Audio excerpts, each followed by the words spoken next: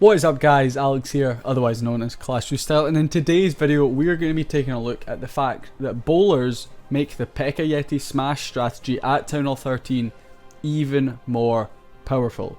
So we are of course in Angry Coconuts, an EYG clan, part of the Sharks community inside there, and you can see they have managed to pull off a 30-star perfect war here.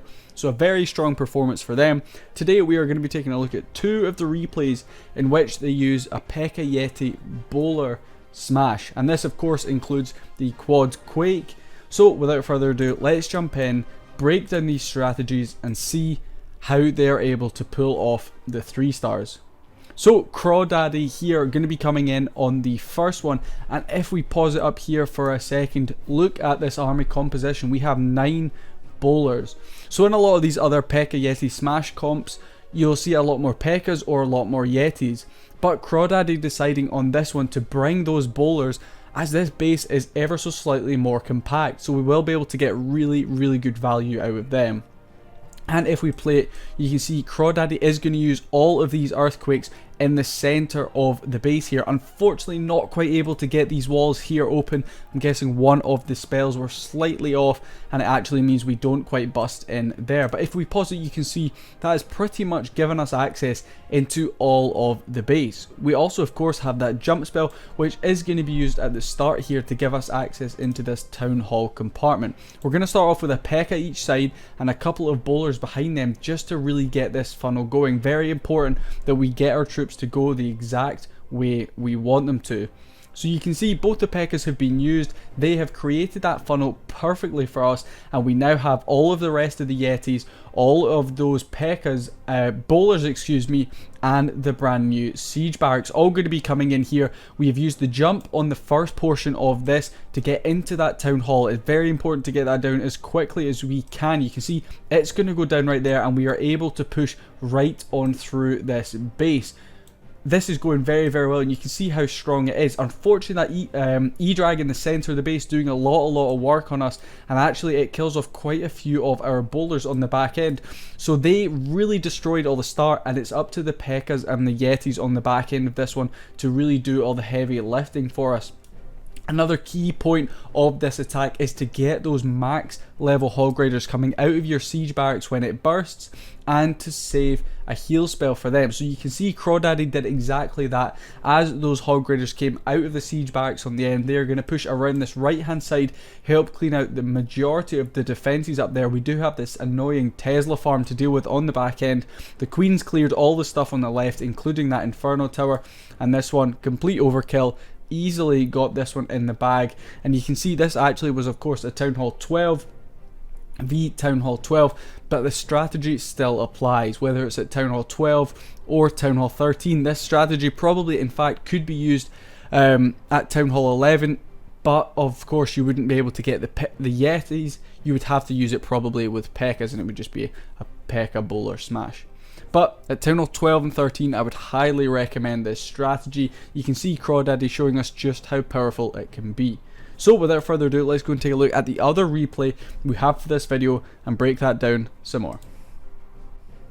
NZ Smash is coming in against this pretty much max Town Hall 13. You can see the majority of these defenses are very well upgraded, so it's going to be a difficult one here, coming in with pretty much the exact same army comp, but of course this time we do have a couple of those other things going in. We have that Royal Champion, we'll have the max troops rather than the Town Hall 12 troops, but you can see exactly the same base pretty much. So we're going to be starting off with a Pekka on each side. Bowler's going to go in and get as much value as we can. Jump spell's going to give us access into that Town Hall compartment. The Eagle is now activated, so we do have that to deal with. NZ deciding actually to save these earthquake spells for slightly later on. I'm not really too sure the thinking behind that. I like to use mine nice and early to just get that wall compartment open, so you don't have to worry about it. It does go down right there, and we bust open all of those walls. Unfortunately, that air clan castle is going to cause us quite a lot of issues. We have popped our warden's ability, but unfortunately it didn't quite catch all of our troops. But we will be able to continue pushing on through this base. The siege barracks is just about to pop on the right hand side of the base, so keep an eye on those hog raiders coming out of it. we are going to also be getting the Royal Champion in with that, and that's important at Town Hall 13 to keep that Royal Champion for the Hog Rider pushes on the back end of this one. Heal spell, of course, going to be going down to allow these Hog Riders to push through some of these defenses on the right hand side. The Royal Champion going to deal with the enemy Royal Champion there, which is perfect for us. She does still have our ability in hand, and so does our Queen, but unfortunately again those earthquake spells did not break into this bottom section of the base for us, so the Queen is not going to be able to get in there and deal with that multi-target Inferno.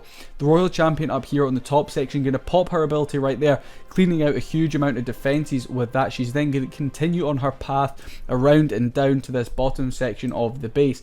But the important thing to remember with this strategy is to create that funnel, open up as much of the base in the center with the earthquake spells as you can, and try and get as much value out of that initial surge into the base as you can. So it's definitely worth pushing straight in towards the town hall side.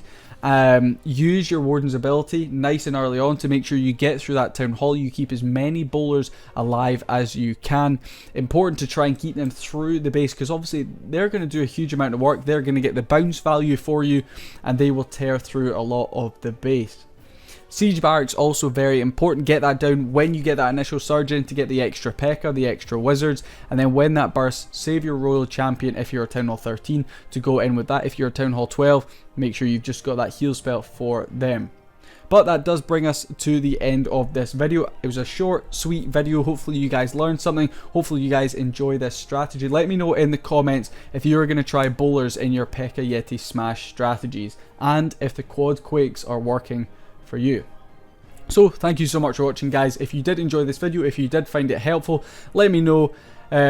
Like the video too, subscribe if you haven't already. 60% of people watching my videos are not subscribed, so why not just go down there, hit that subscribe button. It really helps me out.